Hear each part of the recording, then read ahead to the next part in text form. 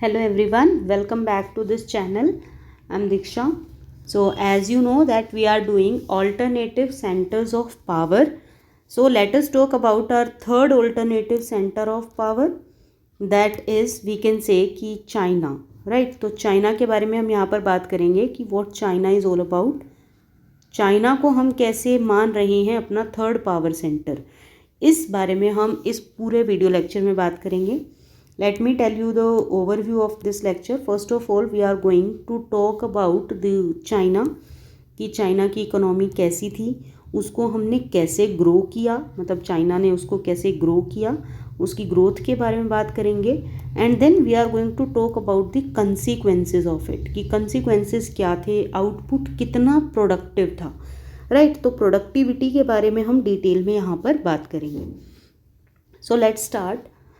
If we talk about China, तो China हमारा third major alternative power निकल कर आता है after ASEAN and European union.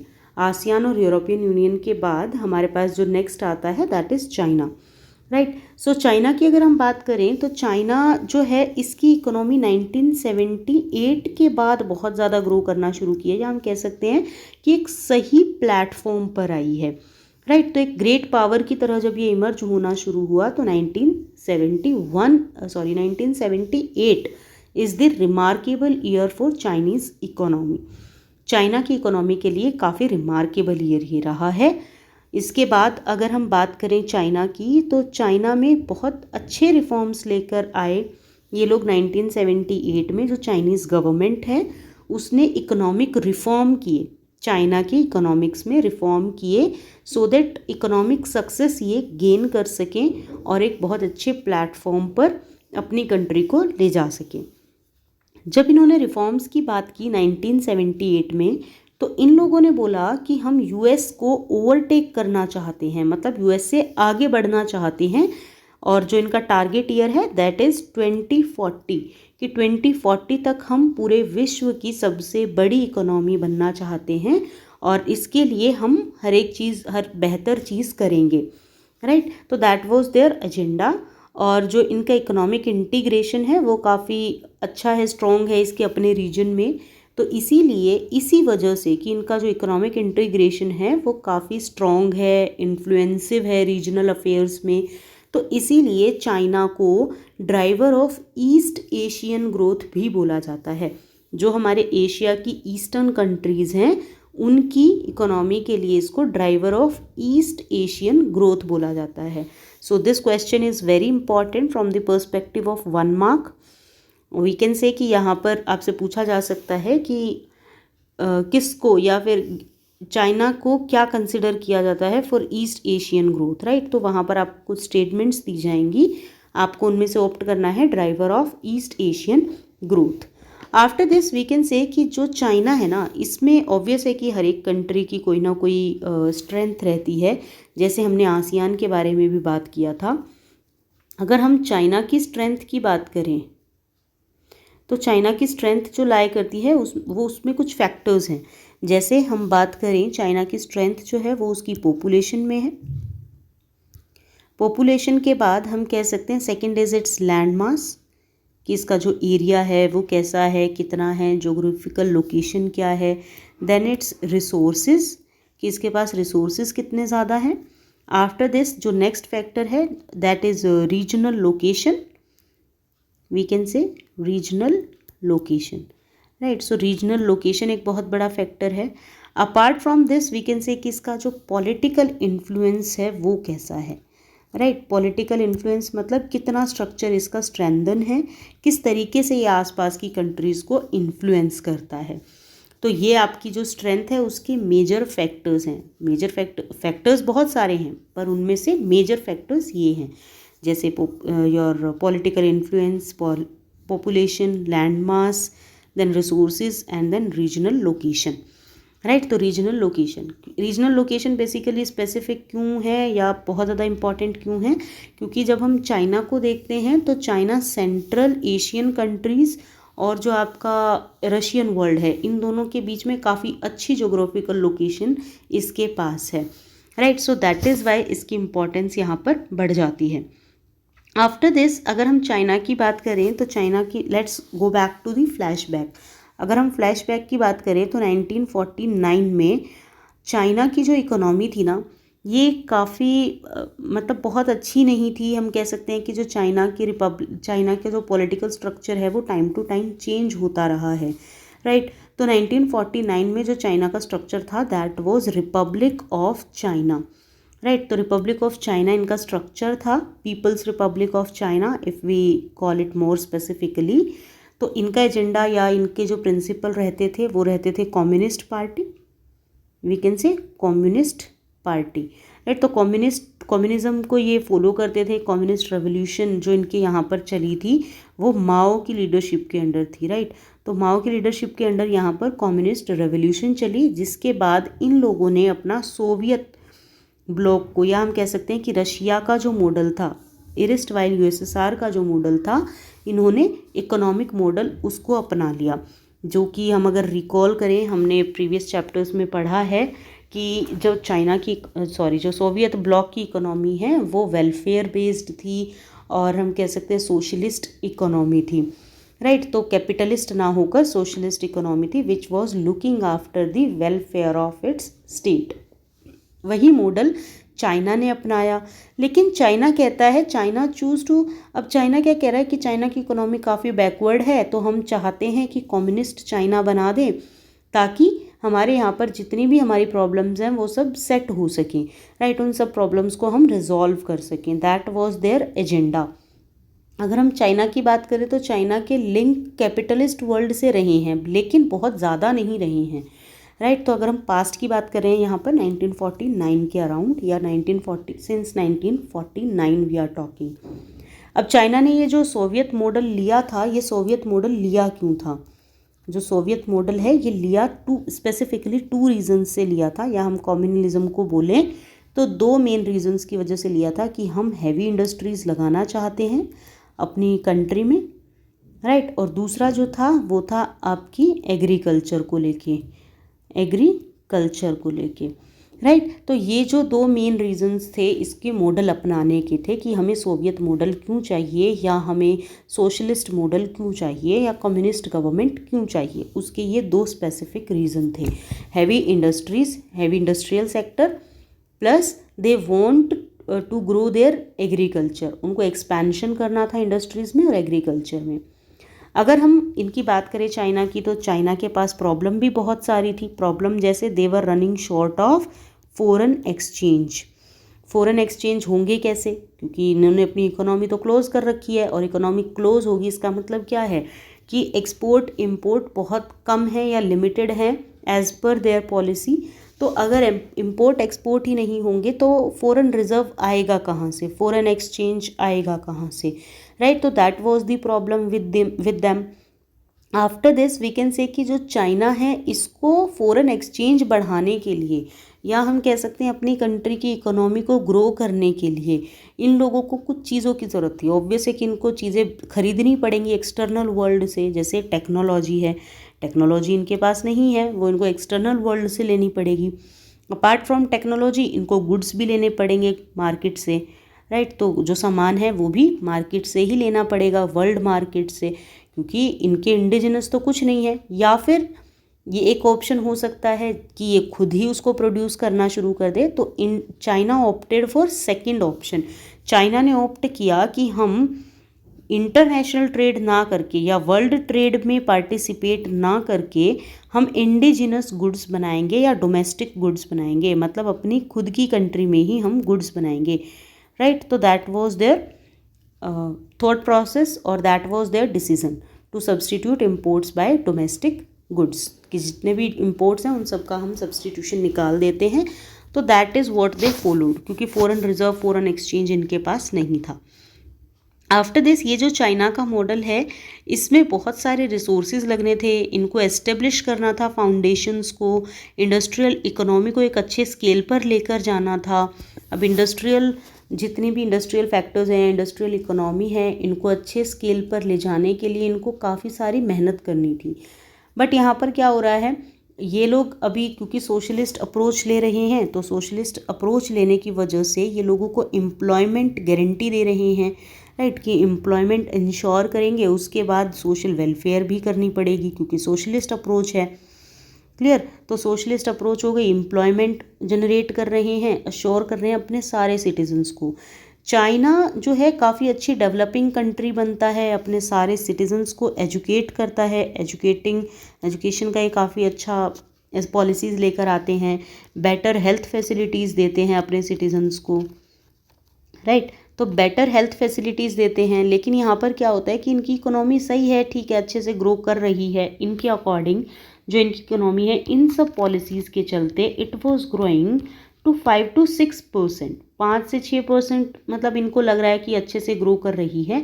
लेकिन जब ये एनुअल ग्रोथ को देखते हैं ना, तो इनकी एनुअल ग्रोथ 2 to 3% ही हो रही है। इनको अभी तक क्या लग रहा था, इल्यूजन वॉज देयर कि हमारी इकोनॉमी बहुत अच्छे से ग्रो कर रही है, राइट। हम इकोनॉमी में हम क्या कर रहे हैं, हम एम्प्लॉयमेंट दे रहे हैं लोगों को, सोशल वेलफेयर भी कर रहे हैं, एजुकेशन भी दे रहे हैं, हेल्थ फैसिलिटी भी दे रहे हैं, प्लस हमें इकोनॉमिक गेन भी हो रहा है, राइट। लेकिन लेटर ऑन क्या हुआ, दे रियलाइज्ड एनुअल ग्रोथ जो है वो इनकी 2.3% ही है, 2.3% इन पॉपुलेशन।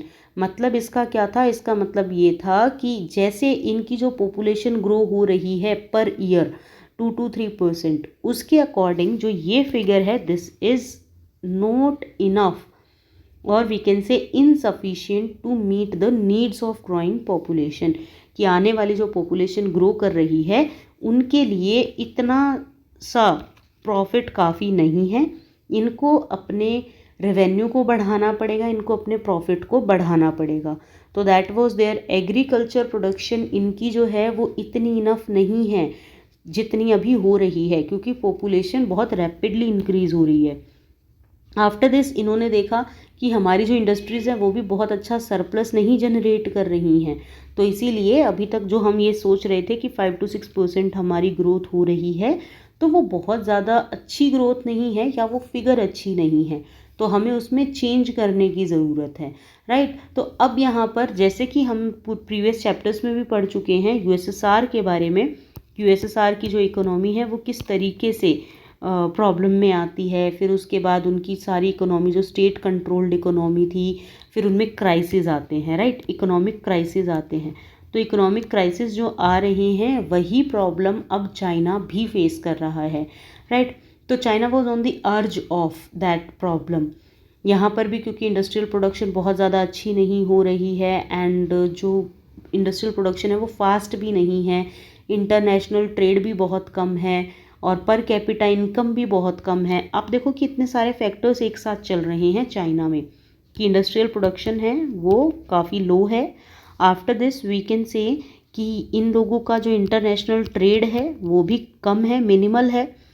उसके बाद हम कह सकते हैं कि इनकी जो पर कैपिटा इनकम है वो भी बहुत ज़्यादा कम है। अपार्ट फ्रॉम दिस कि इनकी जितनी भी जो ग्रो कर रही है इकोनॉमी वो इनफ नहीं है इनकी नीड्स, इनकी डिमांड्स को पूरा करने के लिए, इनकी नीड को पूरा करने के लिए। इसीलिए यहाँ पर जो चाइनीज़ लीडरशिप है ना, अब इन लोगों ने एक मेजर स्टेप लिया या एक मेजर पॉलिसी एक डिसीज़न के थ्रू इन्होंने बनाई, फॉर्मुलेट की 1970s में। 1970s में इन लोगों ने एक पॉलिसी फॉर्मुलेट की और यहाँ पर इन लोगों ने अपने इकोनॉमिक रिफॉर्म लाने की कोशिश की। अब देखो यहाँ पर जब इन्होंने इकोनॉमिक रिफॉर्म लाने की शुरुआत की ना, तो इनने यूएसएसआर की तरह इकोनॉमिक रिफॉर्म नहीं लाए। जैसे हमने यूएसएसआर में देखा था कि शॉक थेरेपी दी जा रही है, राइट, या हम कह सकते हैं market was on sale, biggest garage sale उसको भूला गया। तो इस तरीके से इन्होंने अपनी करेंसी को, अपने वी कैन से कि स्ट्रक्चर को, इकोनॉमिक स्ट्रक्चर को डीवैल्यू नहीं किया। इन लोगों ने क्या किया, इन लोगों ने कुछ पॉलिटिकल एंड इकोनॉमिक आइसोलेशन में ही, मतलब इनके जो पॉलिटिकल लीडर्स हैं वो काफ़ी डिसीजन ले रहे थे और सेल्फ रिलायंट डिसीजन ले रहे थे। They were taking their decision by their own. लेकिन यूएसएसआर में क्या प्रॉब्लम थी कि यूएसएसआर में जो एजेंसीज थी, एक्सटर्नल एजेंसी जैसे यूएन है, वर्ल्ड बैंक है, वो बीच में इंटरवीन कर रही हैं।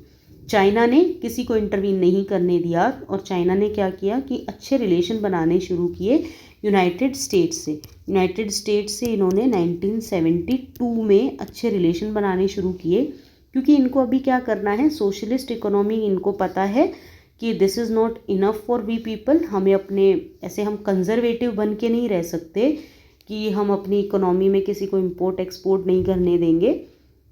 हम यहाँ पर क्या करेंगे, हम यहाँ पर अपने डोर्स ओपन करेंगे और LPG इरा की शुरुआत करेंगे। लिबरलाइजेशन, प्राइवेटाइजेशन एंड ग्लोबलाइजेशन, ये किस तरीके से हो सकता है, इन लोगों को समझ में आ गई थी ये चीज़ें, राइट। तो यहाँ पर इनकी 4 मॉडर्नाइजेशन की इन्होंने बात की, 4 मॉडर्नाइजेशन। अगर हम 4 मॉडर्नाइजेशन की बात करें कि 4 एरियाज़ में हमें चेंज करने की ज़रूरत है। पहला है एग्रीकल्चर, दूसरा इनका था मिलिट्री, कि मिलिट्री में भी कुछ चेंजेस हमें करने की ज़रूरत है। Then agricultural industry as I told you, then science and technology was there and industry, right. तो इंडस्ट्रीज़ में भी हमें रिफॉर्म की ज़रूरत है, एग्रीकल्चर में रिफॉर्म की ज़रूरत है, साइंस एंड टेक्नोलॉजी में रिफॉर्म की ज़रूरत है और मिलिट्री में भी है। ये 1973 में इनको समझ आ चुका था, राइट। 1973 के अराउंड इनको ये चीज़ें समझ आने लगी।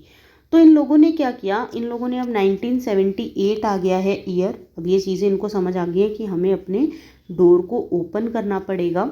तो 1978 में फाइनली ये ओपन पॉलिसी बना देते हैं, या फिर हम कह देते हैं कि डोर ओपन कर देते हैं ये एक्सटर्नल वर्ल्ड के लिए।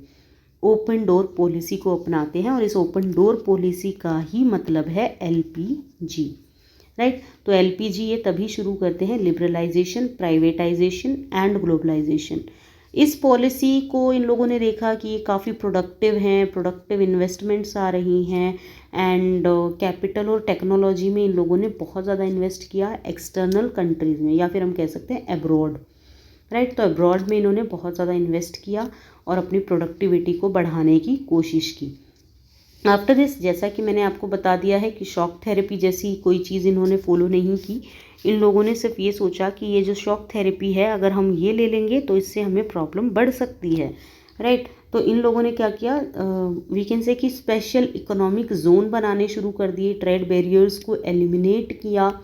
उसके बाद चाइना ने काफ़ी क्रूशियल और सेंट्रल रोल प्ले किए मार्केट इकोनॉमी में, कि इन लोगों ने अपने मार्केट रोल्स को बढ़ाया। मार्केट रोल को बढ़ाने के बाद इन्होंने जो इनके फेवर में था, जैसे फॉरेन इन्वेस्टर्स को ये अपनी तरफ अट्रैक्ट करना चाहते थे या फैच करना चाहते थे फ्रॉम दी वर्ल्ड, तो इन लोगों ने वैसी पॉलिसीज़ यहाँ पर अपनानी शुरू कर दी। न्यू इकोनॉमिक पॉलिसीज़ जो हैं अब ये बहुत ज़्यादा हेल्प कर रही हैं इनके स्टेगनेशन को ख़त्म करने में। जो इनकी इकोनॉमी एक पॉइंट पर आकर रुक गई थी, उस पॉइंट को इन्होंने ब्रीच किया और वी कैन से कि ब्रेक किया स्टेगनेशन को, राइट। तो स्टेगनेशन को ब्रेक करने के बाद इन लोगों ने जैसे जो पॉलिसीज़ इनकी थी उसके अकॉर्डिंग प्राइवेटाइजेशन किया एग्रीकल्चर का, और इन्होंने प्राइवेटाइजेशन जैसे ही एग्रीकल्चर का किया वैसे ही इन लोगों ने देखा कि हमारे यहाँ पर रिमार्केबल चेंजेस आने शुरू हो गए हैं, हमारा एग्रीकल्चर ग्रो कर रहा है। After this we can say कि रूरल इनकम जो है वो भी इनकी बढ़ने लगी। ऑब्वियस है कि प्राइवेटाइजेशन, आपने एक बिजनेस बना दिया एग्रीकल्चर को, तो एग्रीकल्चर को लोग अभी वेलफेयर की तरह नहीं देख रहे हैं, अभी वो बिज़नेस की तरह देख रहे हैं, राइट। तो उनका बिजनेस ग्रो करने लगा। आफ्टर दिस जो चाइना की इकोनॉमी है, इसमें दोनों ही चीज़ें इन्होंने इंक्लूड की थी, इंडस्ट्री और एग्रीकल्चर दोनों ही बहुत अच्छे रेट पर इंक्रीज़ हो रही थी, या हम कह सकते हैं कि अपलिफ्ट हो रही थी। न्यू ट्रेडिंग रूल्स, लॉज इन्होंने बनाए, रूल्स बनाए, जहाँ पर इन्होंने स्पेशल इकोनॉमिक जोन बनाए और फॉरेन ट्रेड्स को वी कैन से कि अपनी तरफ अट्रैक्ट किया। चाइना बहुत ज़्यादा इम्पॉर्टेंट डेस्टिनेशन बन गया था, और वी कैन से कि it was the one of the most important destination for FDI, foreign direct investment के लिए काफ़ी इम्पॉर्टेंट डेस्टिनेशन बन चुका था वर्ल्ड के कंपैरेटिव, किसी भी कंट्री में जो वर्ल्ड में है उनके कंपैरेटिव काफ़ी अच्छा ऑप्शन था, राइट। तो चाइना बहुत बड़ी बड़ी इन्वेस्टमेंट अब इनके पास, क्योंकि फॉरेन एक्सचेंज जिनकी इनको स्कैरसिटी थी, वो फॉरेन एक्सचेंज अब इनके पास अच्छे अमाउंट में आने लगा, तो ये बहुत बड़े बड़े इन्वेस्टर्स बन गए आसपास की कंट्रीज़ में। अगर हम चाइना की बात करें तो चाइना ने वर्ल्ड ट्रेड ऑर्गेनाइजेशन को भी वी कैन से कि इन्होंने पार्टिसिपेट किया वर्ल्ड ट्रेड ऑर्गेनाइजेशन में 20 और वी कैन से 2001 में, राइट। तो 2001 में इन लोगों ने वहाँ भी देखा and they started opening it's economy, right. तो यहाँ पर इनके जो प्लान्स हैं वो काफ़ी अच्छे थे, इंटीग्रेशन इनटू वर्ल्ड की इकोनॉमी में इंटीग्रेट कर रहे हैं, और अपने इकोनॉमिक ऑर्डर को, ये वर्ल्ड इकोनॉमिक ऑर्डर को शेप देने की कोशिश कर रही हैं।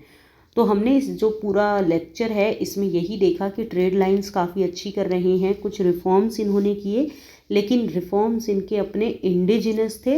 इन लोगों ने बाहर से किसी को भी सपोर्ट नहीं करने दिया, या हम कह सकते हैं कि बाहर से किसी को इनवाइट नहीं किया to intervene in their personal matter. तो इसीलिए इनका जो रिज़ल्ट था वो काफ़ी फ्रूटफुल था, राइट। लेकिन इसके कुछ, एज वी नो कि हर एक चीज़ के कुछ प्रोज एंड कॉन्स होते हैं, तो इसके भी कुछ प्रोज एंड कॉन्स थे चाइना के। उन्हीं के बारे में, उन कंसिक्वेंसेस के बारे में हम नेक्स्ट वीडियो में बात करेंगे। And you have to look into the consequences, because वहाँ से भी बहुत ज़्यादा इंपॉर्टेंट क्वेश्चन होता है। After this I am going to give you an another video in which I am going to discuss about the consequences of Chinese economic model, जो ये Chinese reforms हुए थे इससे related, right. So thank you so much for watching, stay tuned.